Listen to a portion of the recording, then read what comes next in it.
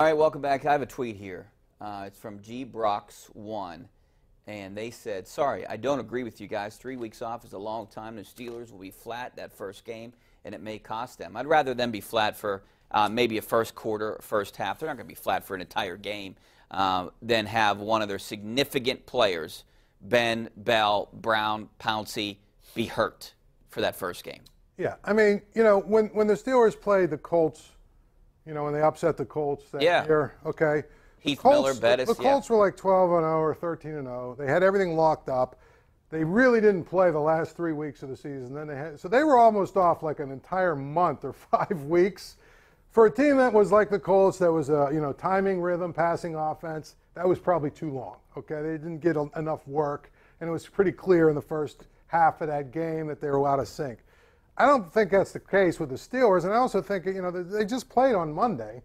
I mean, we're only talking about, what, two and a half weeks or 3 weeks or something. Plus, they're not taking any time off. They're going to be practicing every day. They're going to be practicing, and I just think, you know, to me, are you really going to tell me that, you know, playing against the Browns is going to keep you sharp? I mean, come on. You know, and the thing is, well, is make it like a preseason game. How many preseason games did Ben play this year? How many snaps in the preseason did he play? Yeah. You know, I mean, come on. You know, they've played 15 games. Heal them, rest them, get them ready for the playoffs. Eric in Cashel, Shannon, how you doing, Eric? How you guys doing? Good, thanks for calling. I'm not defending James Harrison's actions, but I do want to get your opinion. You guys have been, I'm sure, in locker rooms where it's basically what happens in there stays in there type place. And my thing is, I just didn't really feel like it was necessary for Pouncey and even Dupree to go there. I mean, I understand it makes your guys' jobs easier being in the media, but just to call out James, like I said, I'm not defending his actions. I just feel like, you know, some things it's just not for the public to hear. I just want your opinion. Thanks, Eric. That's a good call. But I agree with what Pouncey did and with what Dupree did and these guys. I think they were just sick of everyone blamed them, blamed the Steelers, and it wasn't all the Steelers' fault. So I think they needed to vent. They needed to tell their side of the story.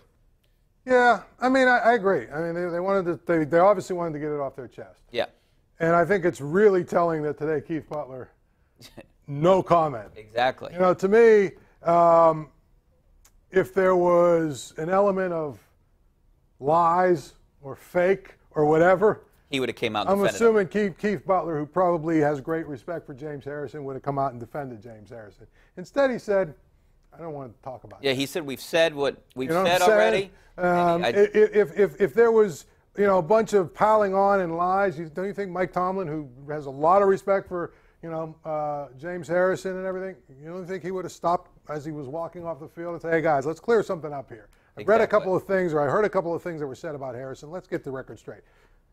They didn't do that. No one did. No statement, no tweet, no stopping and talking. And I think in defense of Dupree, and I know he's my co-host for his, you know, Dupree show, but in defense of him, he said last night he came into the league. He had two idols, Joe Porter and James Harrison, and he thought, boy, I'm going to get to learn from two of the greatest linebackers in my mind, because he's a young guy. Yeah. Those guys, you know what I mean? Two of the greatest linebackers I've ever seen. I'm going to get to learn their trade. I'm going to learn from the best.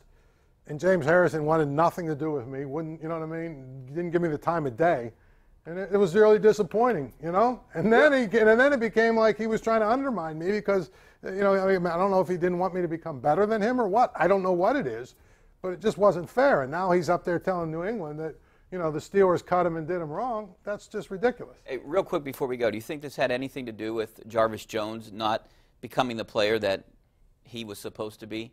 That maybe Harrison undermined him, didn't help him, didn't mentor him? Well, I mean, I don't know about that, but I know that, you know, it was funny. Ed Bouchette was on the radio today and talked about Jarvis Jones, and he said, well, the funny thing is Jarvis Jones was another guy who said basically, you know, someone asked him, well, what are you learning from James Harrison? And he said, he don't even talk to me. So, I mean, that's obviously that, you know, he was cast as this leader in the locker room. He obviously wasn't. Yep. All right, we got to take a break. Back to wrap things up. Coming up next. Stay right there.